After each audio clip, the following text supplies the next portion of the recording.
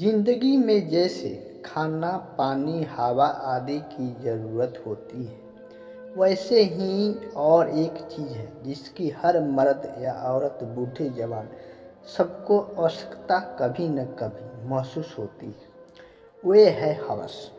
जब प्यार करते हैं या शराब या पैसा इनकी तरह ही या इससे भी ज़्यादा होता है इसका नशा। और यह नशा किसी को भी हो सकता है, औरत हो या मर्द। मेरा नाम जोया है, दिल्ली में रहती हूँ।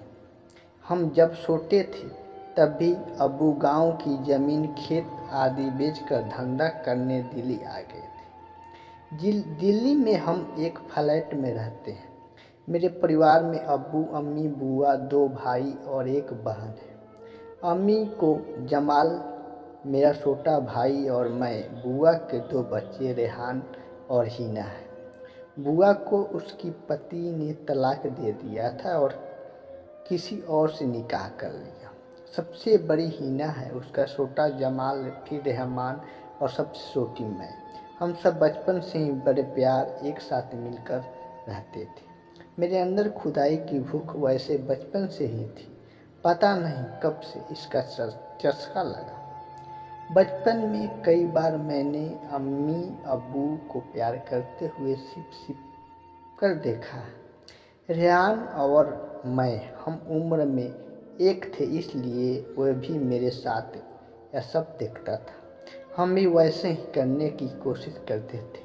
हमें बहुत मज़ा आता था। एक दिन अम्मी को किसी काम से नानी के यहाँ जाना पड़ा।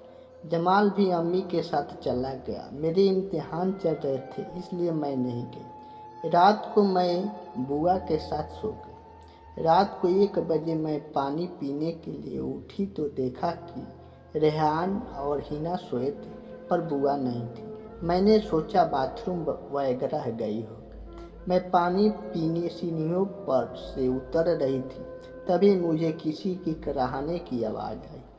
अब्बू का कमरा सीढ़ियों के पास है और उसकी खिड़की सीढ़ियों से लगी है। खिड़की पूरी तरह से बंद नहीं होती थी, इसलिए अंदर क्या हो रहा है हम सीढ़ियों पर खड़े रहकर खिड़की की दरार से देख सकते थे।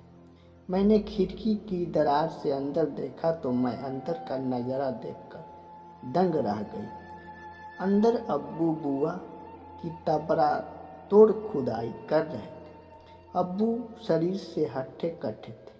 उनका तीतर भी मोटा, काला और बहुत लंबा था। बुआ भी किसी हीरोइन की तरह माल थी। दोनों एकदम निवस्त्र थे।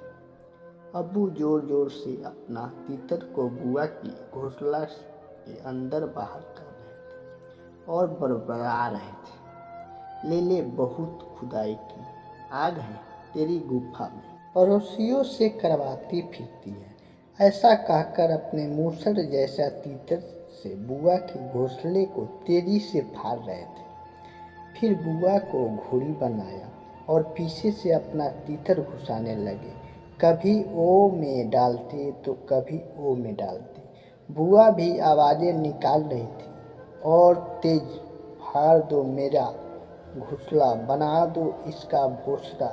कुछ देर तक खुदाई के बाद अब्बू ने अपना तीतर को बाहर किया। थोड़ी देर में अब्बू ने धक्के तेज कर दिया और बाद में ओ करते हुए अपना सारा घोड़ा बुआ के खरबूज और चौरा पर डाल दिया।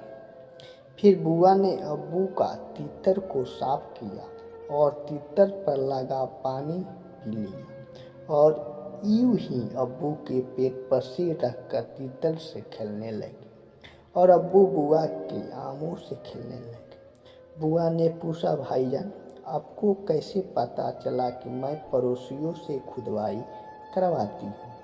अब्बू बोले, मैंने तुझे पड़ोस के विकास के साथ उसकी छत पर देखा था। तुम लोग दीवार के पीछे खड़े थे। वह तेरी घोंसला में उंगली कर रहा था और तू उसका तीतर को पकड़कर हिला रही थी। उसने तुझे वहाँ खड़े खड़े ही किया था। जब तू कल कपड़े सुखाने के बहाने टेरेस पर गई थी तो तेरे पीछे मैंने उसको भी जाते देखा।